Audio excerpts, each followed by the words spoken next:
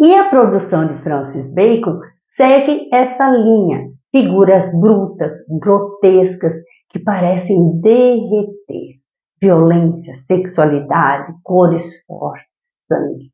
É a expressão da dor, da revolta, da provocação. Em entrevista a Ramon Chau, em 1982, ele diz: a maior parte de um quadro é sempre a convenção à aparência. E é isso que eu tento eliminar nos meus quadros. Procuro o essencial, que a pintura assuma do modo mais diretamente possível a identidade material daquilo que representa. O meu modo de deformar as imagens aproxima-me muito mais do ser humano do que se me sentasse e fizesse o seu retrato. Procurei encontrar uma técnica capaz de reproduzir a realidade profunda e não a aparência das pessoas. Será que isso explica alguma coisa? Bacon era ateu e produziu muitos trabalhos com a temática de símbolos religiosos, especialmente papas e crucifixos. Produziu muitos, mais de 50 estudos, desenhos, pinturas e releituras de papas.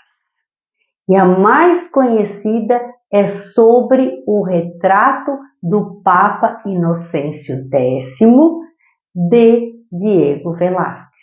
Quando o Papa viu essa obra pronta pela primeira vez, ele exclamou: "Troppo vero", ou seja, muito verdadeiro, de tão perfeito e realista. 303 anos depois, vem Francis Bacon e, através de reproduções fotográficas, isso é bem interessante de ver, ou seja, ele não viu a obra pessoalmente, ele usou fotografias. E ele não viu não porque ele não pôde, ele não viu porque ele não quis. Ele se recusou a ver a obra pessoalmente, mesmo quando esteve em Roma. E dentre tantas releituras, essa é uma das mais conhecidas. Estudo segundo o retrato do Papa Inocêncio X, de Velázquez, ou Papa Gritante, ou Papa Gritando. Pare um pouquinho para observar o que você vê, o que você sente. Agora veja os dois juntos. Enquanto a obra de Velázquez mostra um Papa seguro, confiante, altivo, uma figura agradável, com o seu manto vermelho e de seus simbolismos, a obra de Bacon mostra um Papa como? Fragilizado, gritando, desesperado, atormentado, sentado, preso no que parece ser uma cadeira elétrica, sugerido pelas linhas amarelas que contrasta com o púrpura do manto, que são cores complementares. A boca aberta, como que urrando, que nos remete à cena do filme Encouraçado Potemkin. Pense no som desse grito. Observe como a figura parece se desintegrar por conta dessas linhas secas e verticalizadas que o próprio Bacon descreveu como uma cortina. Para mim, parece uma gaiola de energia que protege e prende. Uma imagem de terror e morte. talvez reproduzindo o próprio temor do artista sobre a morte e também a sua rejeição à figura da autoridade. E pode ter a ver com a história do pai.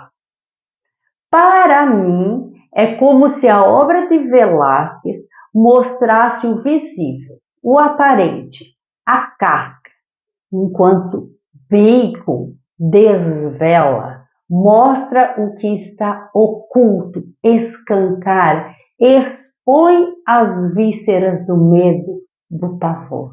Quer ver outra obra dessa série? Veja aí, Figura com Carne, de 1954.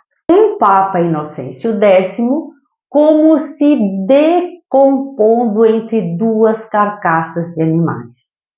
Aqui mistura o homem e o animal, o morto e o vivo.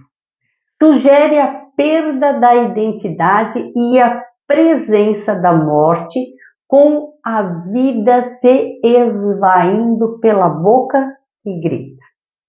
Bacon diz: tenho sempre a consciência da minha condição mortal e odeio essa condição. Não queria morrer nunca.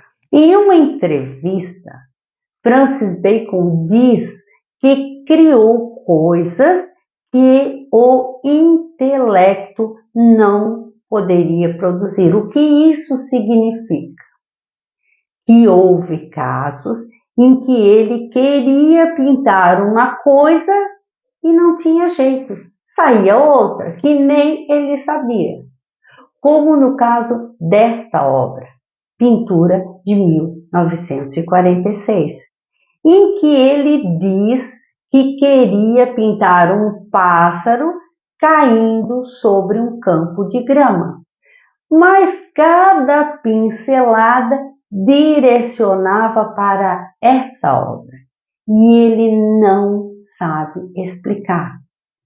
Diz que é um dos quadros mais inconscientes que ele já fez.